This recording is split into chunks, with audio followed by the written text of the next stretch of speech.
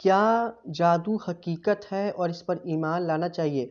जी हाँ, जादू हकीकत है और इस पर ईमान लाना वाजिब है क्योंकि ये कुरान और सुन्नत में वारिद हुआ है और जो इसका एतकाद नहीं रखता उसने कुफ्र किया। कुरान की 50 से ज़्यादा आयतों में इसका ज़िक्र आया है, जिनमें मैं चंद बताता हूँ, आप चाहे तो देख सकते हैं।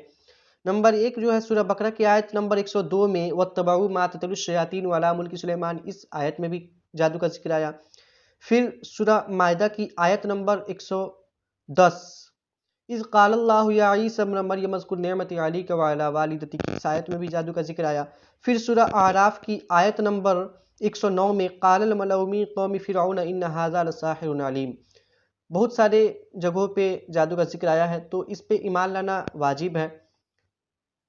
अब अगर हमें डर हो कि हम पे कोई जादू कर रहा तो हम क्या करें?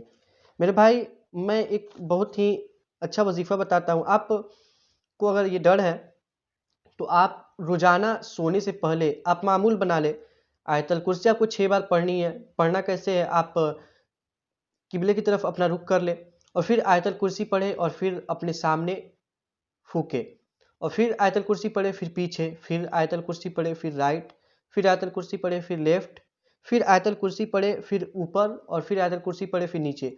ये 6 बार, ये 6 डायरेक्शन है जो आपको रोज़ाना करनी है और अगर ऐसे आप करते हैं front, back, right, left, up and down, ये 6 डायरेक्शन आप अगर रोज़ाना करते हैं, आयतल कुर्सी पढ़ते हैं और ऐसे दम करते हैं, तो इंशाल्लाह आप आयतल कुर्सी की फ़ज़ीलत से आप महफ़ूज़ रहेंगे और अल्लाह ना करे कोई आप पे जादू कर रहा हो, तो उल्टा उस पे असर करेगा और आप आयतल कुर्सी की फ़ज़ीलत से महफ़ूज़ रहेंगे।